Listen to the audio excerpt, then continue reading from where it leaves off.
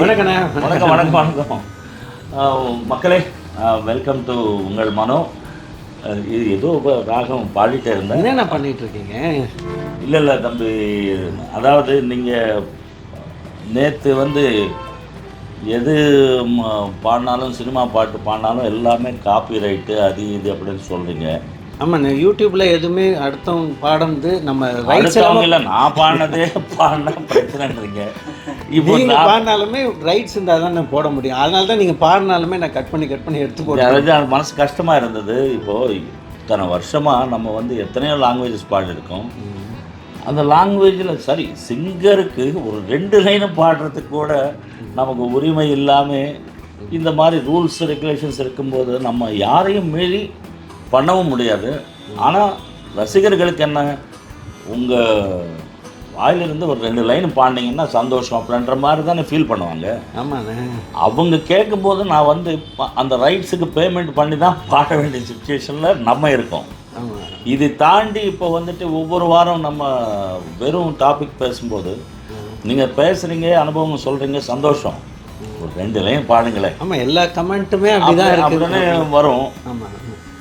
So நான் லலலா பாடினாலும் ஏதாவது நாளைக்கு வந்து லலலா பாடினீங்கன்னா கூட அந்த டியூன் அப்படின்னு சொல்லிட்டு ஏஐ கண்டுபிடிச்சிச்சு அப்படின்னு நீங்கள் சொல்லி அதுவும் கட் பண்ணீங்கன்னா மனசு கஷ்டமாக சொல்லிட்டு ஒரு முடிவுக்கு வந்துட்டேன் தம்பி. கடவுள் புண்ணியத்தில் நான் வந்து எம்எஸ்வி சாருக்கு, அப்புறம் சக்கரவர்த்தி சாருக்கு அசிஸ்டண்ட்டாக ஒர்க் பண்ணி இசை அமைப்பாளருக்கு என்னென்ன தேவை, எந்தெந்த இன்ஸ்ட்ருமெண்ட்டுக்கு எப்படி நோட்ஸ் பிரித்து கொடுக்கணும், ஃபிலிம் பேக்ரவுண்ட் மியூசிக், அதாவது சினிமாவுக்கு பின்னாடி வர்ற இசை எப்படி கம்போஸ் பண்ணணும், ரெக்கார்டிங் எப்படி பண்ணணும், எல்லாமே கற்றுக்கிட்டவன்.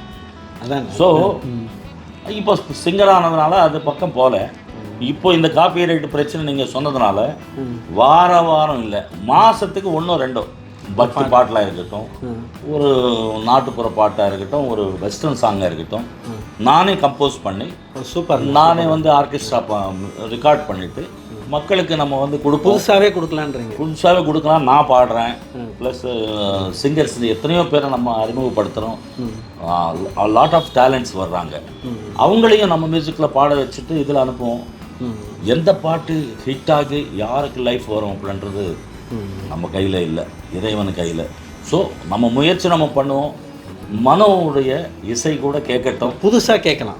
புதுசாக நான் கம்போஸ் பண்ணுறேன், அது வந்து ஆதரிப்பாங்கன்ற நம்பிக்கையில் ஒரு பல்லவி பாடுறேன். கேளுங்க எப்படி இருக்குன்றது கேளுங்க.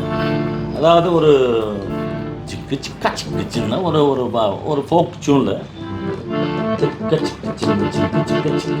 கண்டாங்கி சிறுக்கி கண்ணோர மினுக்கி முன்னால பார்த்தாளே. இப்போ வந்து பல்லவி பாடினேன், பாட சொல்லாதீங்க. ஏன்னா